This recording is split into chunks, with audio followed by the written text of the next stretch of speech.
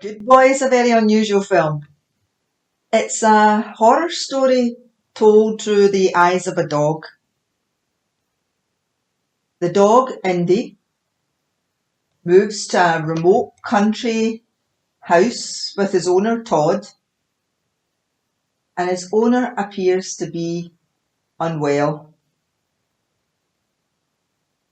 Now, his dog, Indy, is really worried about his dad, Master, and you follow this worry throughout the film. Now, this is a really creepy film. It's really tense. It apparently took 3 years to make because the dog, who's the director's dog who stars in this film, could only work a couple of hours a day. And every scene in this film has the dog in it. So, and oh my goodness, this dog does a great job. He's so beautiful and such like most dogs, he has such a loving, heartfelt face, and the eyes are so innocent and gorgeous that you just fall for this dog right away. Now, there's no spoilers in this review. However, towards the end, I'll give you a warning and I'll tell you whether or not the dog survives. And the reason I'm going to do that is because some people want to know before they watch a film about a dog whether or not it survives. But I'll give ample warning towards the end so you can mute it or switch it off if you don't want to know. If you don't care, then that's fine. This is a real achievement, this film. The camera is all down at dog level. So you see it all from his perspective. And the owner's always kind of slightly darkened and you don't really see him that well.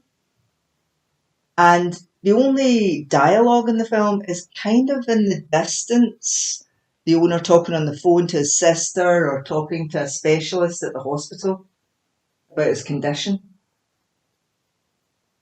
The rest of it is the dog and what the dog sees, what the dog senses, what the dog hears. And that's quite an achievement because to try and get senses across in a film must be very, very difficult. But the director manages this so well.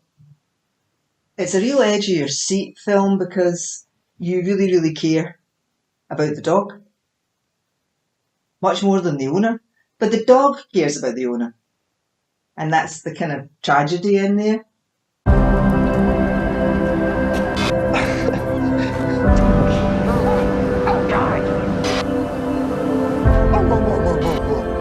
Look who's here!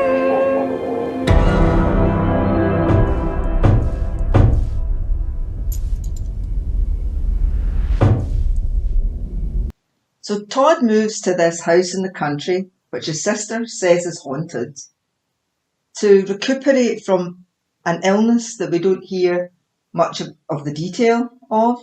But while he's at this house in the country, very isolated, his condition starts to deteriorate and the dog's worry goes up.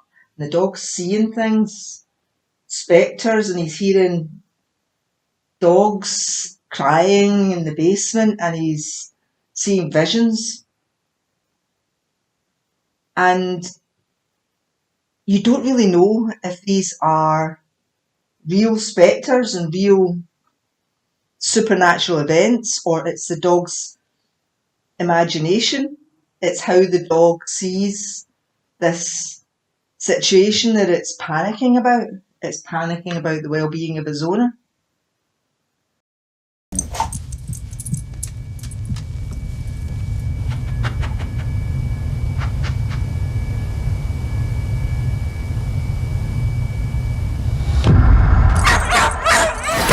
So you don't know if these are sort of real spectres or just how the dog imagines the terrible things that are going on in his owner's life. I mean, his owner's sleepwalking and banging his head against the door and banging his head against the window, and the dog intervenes very gently to stop him. And he's always watching him, always trying to protect him. And dogs are like that, you know. It's kind of like with guide dogs or dogs for the visually impaired. It's difficult for them to switch off and stop just guarding their owner. They have to also be trained to relax, which I don't know, imagine how the trainers do that. I should never have come here. So Indy's response to his owner's predicament is very, very moving. And the owner trying to deal with his predicament and how he treats his dog, who's trying to support him, but he doesn't always embrace that support, is also quite touching. Obviously, the questions that this film plays with are: is this supernatural occurrence? Is this just the dog's heightened senses? A kind of having the illness represented to him visually, the way as these apparitions. See some of the questions in the film. And I'm going to give this film, I think because of the amount of work that's gone into it and the absolutely terrific, tense atmosphere and the beautiful dog, I'm going to give it a 5 out of 5. And finally, so look away if you don't want to know. Last chance. So, if it's important to you to know whether the dog survives or not before you watch the film,